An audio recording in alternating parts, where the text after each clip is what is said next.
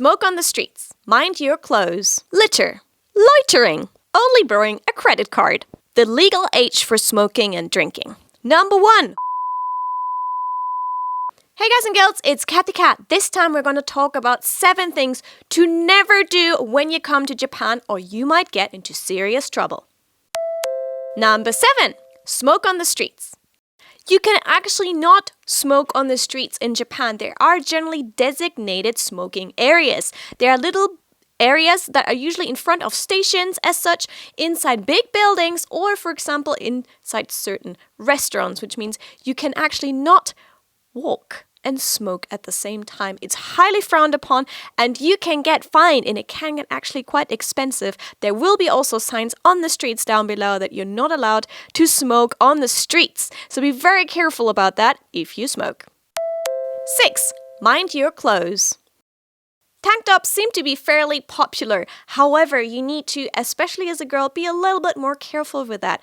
Japanese women and girls don't tend to show cleavage. If you show cleavage, you will stand out a lot and not particularly in a good way. So ideally, I would recommend you to cover that area up, wear things that do not show cleavage because it is not seen, which means it will definitely catch his eye and you don't want to be on the train and just have a couple of guys just stare right into your cleavage for the whole ride because that has happened to a lot of my friends. So you can wear it, of course, no one's going to say anything, but it just draws negative attention to you, and if you're quite shy, I just would advise against that. Another thing also, if you are into cosplay, again, revealing cosplay, you can definitely not wear that on the streets. You can only wear certain types of cosplay in designating cosplay areas. For example, when there's an event in Ikebukuro, you can wear it in Ikebukuro, but again with rules.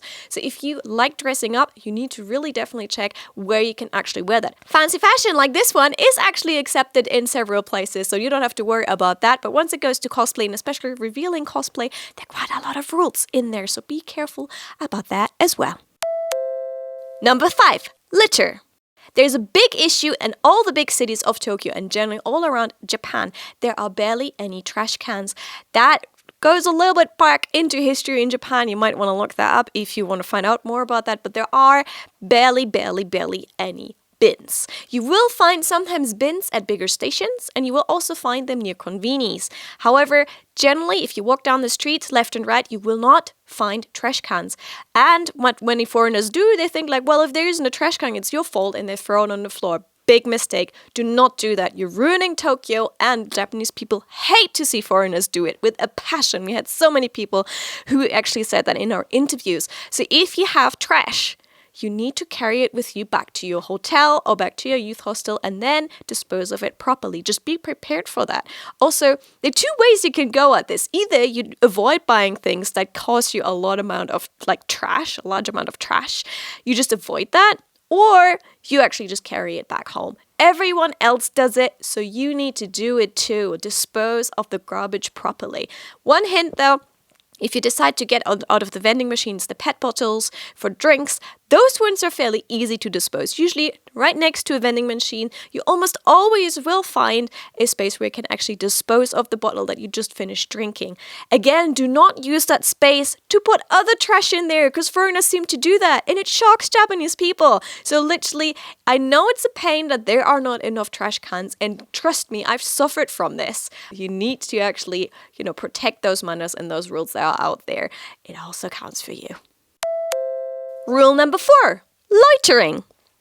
Sitting on the ground or just loitering around certain areas, you're actually not allowed to do. You shouldn't really be doing. You will definitely never see Japanese people sit straight on the floor.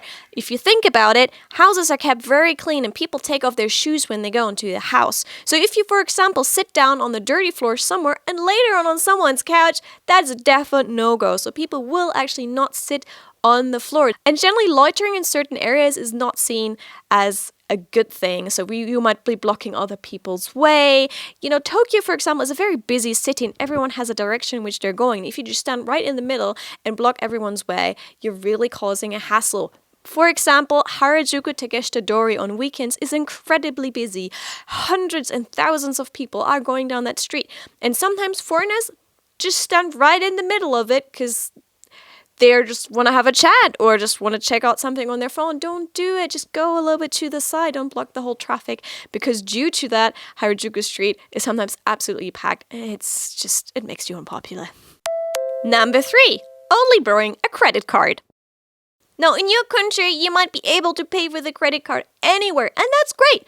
But that's not the same case in Japan. There are many stores who will not accept credit card at all whatsoever. So always have a little bit of cash with you. Now, I know carrying a large amount of cash on you might be a little bit of an issue, because in your country there are a lot of issues with theft.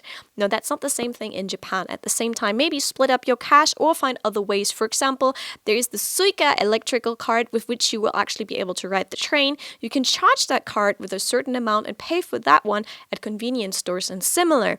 That again is a different way of splitting up your money maybe. Or if you have a credit card, always still have cash and credit card just in case. You don't want to get stuck in a restaurant and they tell you, sorry, we only accept cash. Happened to me before. I had to run all the way back home to bring the cash back to the restaurant. So just be prepared. Be prepared. Rule number 2, the legal age for smoking and drinking.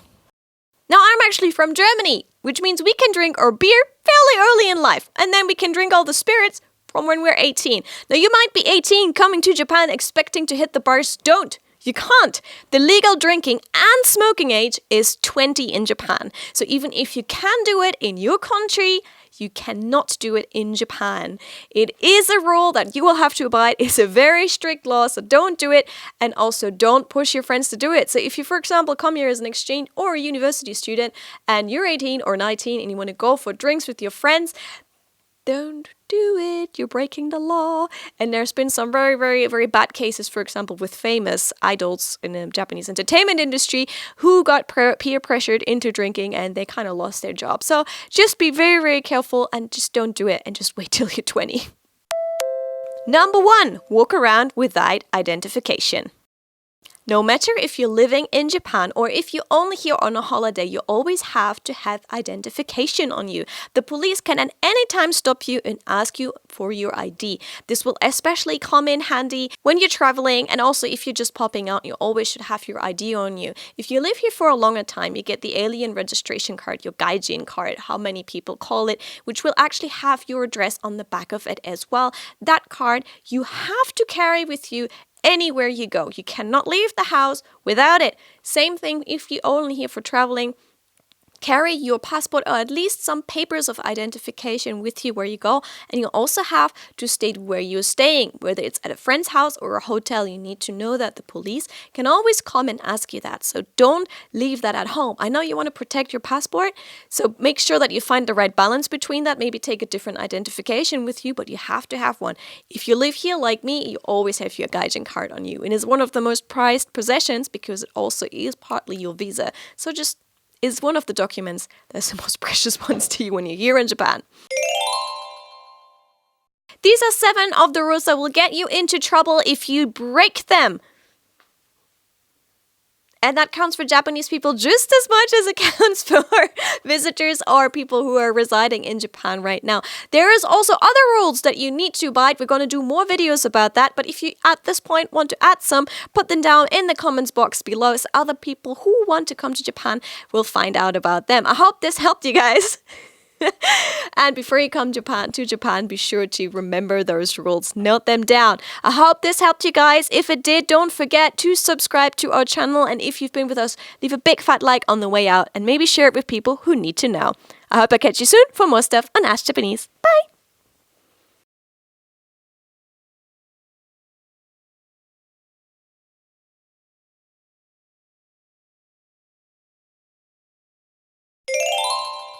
Ride an unregistered bike.